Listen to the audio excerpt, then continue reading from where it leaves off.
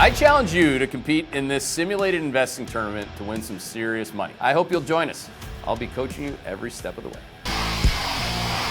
FedEx properly pre-announcing. We haven't seen a real pre-announcement in a while, withdrawing guidance. We have had a number of negative transport stacks because I think transports are early cycle. If we're in quad 4, they're one of the best places to be short.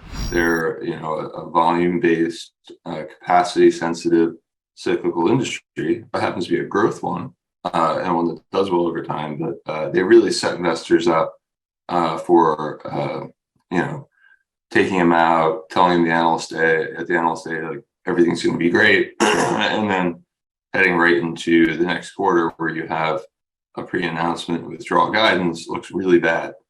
And I think we wrote something very similar at the time that they shouldn't be doing this because if you're in quad 4, this is going to look terrible because investors hate it when you tell them, promise them everything and then, have to withdraw that really very soon after. What was that, in May?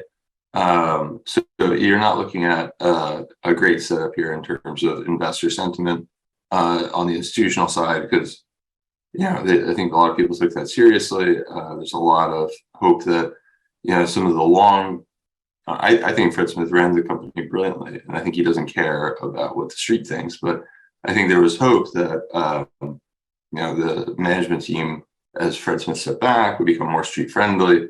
And this is not a sign that it's going in that direction. So, and really they made that mistake when they held the analyst day and put out those expectations. Global volumes declined as macroeconomic trends significantly worsened later in the quarter, both internationally and in the U.S., and then goes on to say, we're swiftly addressing these headwinds, but given the speed at which conditions shifted, Q1 results are below expectations. So obviously, very consistent with what we've been sort of talking about for quite a while, vis-a-vis the sort of lens of global quad 4, not just US quad 4. A couple points here, macro on FedEx. One, they said that the macro significantly worsened later in the quarter. That's one thing.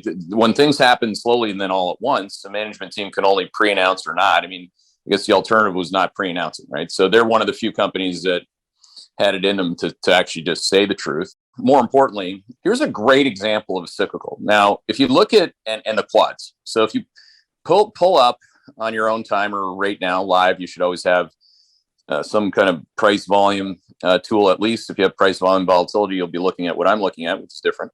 But if I look at that, Jay, you go back to the peak of the economic cycle in 2018. So this is a cyclical. Q3 of 2018 was the prior economic cycle peak. That's a real important thing for people to remember. Look at where the stock was, around 250. So again, and it started to come off its highs. Then Q4 of 2018, when we hit quad 4, FedEx, boom, got smoked for the first time. And that was a big signal, right? Then it, meandered and slowed, and the stock was at like 150 pre-pandemic. So it went from 250 to 150 pre-pandemic as the economy was slowing in 2019 because FedEx was slowing. And then it collapsed pandemic style, but then it became a bubble. Like a lot of stocks, if you pull up a 5-year look back that are cyclical, they're coming off. Like you're going to have some jackass say, well, FedEx was cheap, so I was long it. Well, okay. And it's cheap relative to the market, and they're using a market multiple on the wrong earnings numbers. So it's all bullshit, right? Just look at the market cap of long-standing companies that have been assessed, in this case, large cap, throughout the economic cycle. The stock doesn't go up. It doesn't have a magic multiple until the economy stops slowing at a faster rate.